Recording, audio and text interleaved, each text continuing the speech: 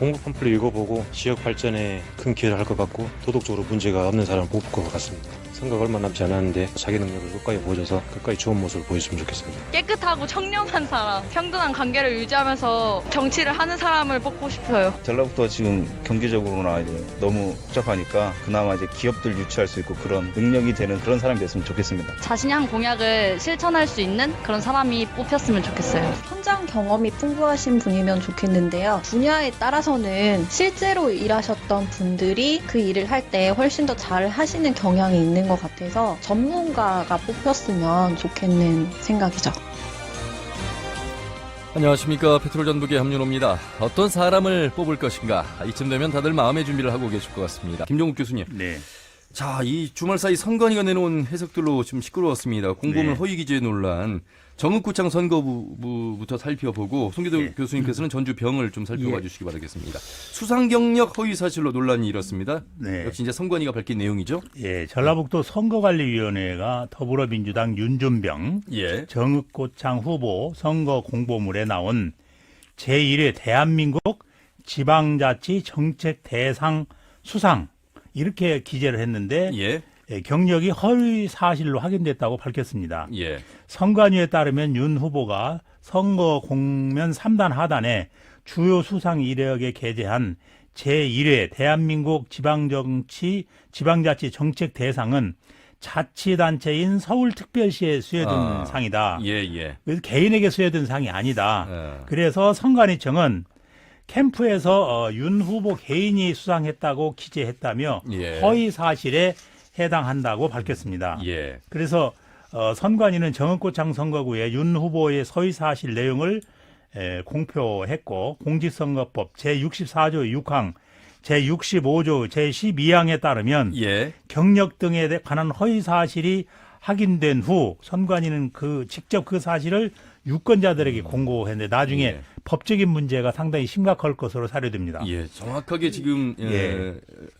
말씀을 해주셨어요. 선관위에서 준 자료를 가지고 지금 예, 바탕으로 예, 해서 그렇죠. 말씀을 예. 해주신 겁니다. 예. 글쎄요, 선거 이제 이틀 남겨두고 이러한 이제 변수들이 있는데 이게 변수가 어느 정도 유권자분들에게 영향을 좀 많이 미치리라고 보십니까, 김종국 교수님? 이게 이제 잘못하면 소송전이 벌어져 있어가지고 이게 법이 어떻게 되냐면 3천만 원 이하의 벌금에 5년 이하의 징역에서는 아주 중대한 사실이 될 수가 있어요. 정읍 같은 경우는. 정읍고창이, 예. 정읍고창 같은 경우는. 그래서 이걸 이제 상대 측에서 고발을 해서 소송전이 벌어지면은 선거의 당락에 시민들이 어떤 의사를 표명한 것이 무효화될 수 있는 중요한 사항이라서 이 후보자들이 이런 공고물 게재할 때 예. 엄격해야 한다는 것을 이번에 보여준 사건이라 이렇게 볼 수 있습니다. 예. 특히나 송 교수님 허위 사실 관련해서는 여러 저희가 이제 사례를 그동안 지방선거나 총선을 통해서 좀 보지 않았습니까? 예, 그래서 사실은 이게 지금 선거가 이제 이틀 남지 않았습니까? 예. 그래서 이제 선거 당락에보다도 저는 이제 당선이 된다고 하더라도 그렇죠. 당선 무효라든가 예. 이런 법적인 이런 이제 재판을 받게 되게 쉽습니다. 예, 예. 그래서 이제 우리 지역에서도 과거에 그런 경우가 있었죠. 전주에서 전주 우린가요?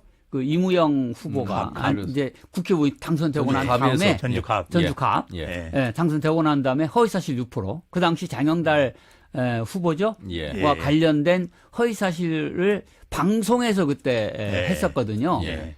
근데 그걸 몇 번 확인을 시켰는데 예. 계속 확인을 시켰음에도 불구하고 예. 아니라고 굳이 예. 이야기를 했었거든요. 그래서 나중에 이제 이게 다 녹화된 맞습니다. 부분이 있어가지고서 이 법정에서 당선 무효형을 받았습니다. 예. 저도 뭐 진행했던 기억이 있는데 예. 그래서 이제 낭만을 한 그런 그래서 이제 상황이죠. 그 후에 그런데 사실 이제 이런 것들이 선거를 눈앞에 두고 이 금방 확인되기가 어려운 부분들이 많이 예. 있잖아요. 예, 예. 논란이 있는 부분이 있단 말이죠. 예. 그래서 내가 이제 선거 끝난 다음에 되게 이런 일들이 벌어지게 합니다. 예, 지금 이제 정읍 같은 경우는 10일 날 투표소의 앞에다가 그걸 공고를 기재하게 했고 되어 있죠. 예. 여기에서는 이제 전주에서는 아마 그 선관위 홈페이지에 공고한 걸로 이렇게 돼 있어서 상당히 투표에 영향을 약간은 미칠 것이다.